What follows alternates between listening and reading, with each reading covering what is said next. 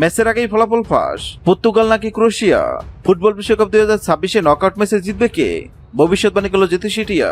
Football বিশ্বকাপ 2026-এর knockout ম্যাচে Portugal না ক্রোয়েশিয়া কোন দল জিতবে তা নিশ্চয় আগেভাগে বলে দেওয়া সম্ভব নয়। তবে এবার সেই কঠিন কাজটি করে দেখাবে জ্যোতিষীটিয়া। ফুটবল বিশ্বকাপের নকআউট পর্ব মানে বাঁচা মরা লড়াই। একটি বলে শেষ হয়ে যেতে পারে বিশ্বকাপের স্বপ্ন।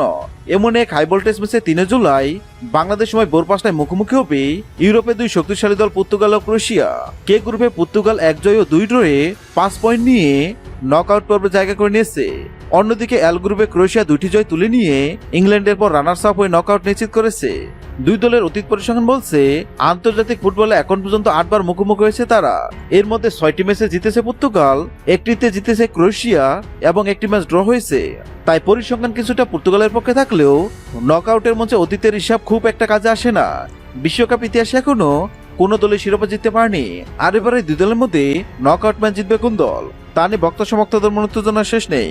আর এবারে দুই দলের মধ্যে নকআউট ম্যাচ জিতবে কোন দল সেটি নিয়ে ভবিষ্যৎবাণী করলো জ্যোতিষীটিয়া।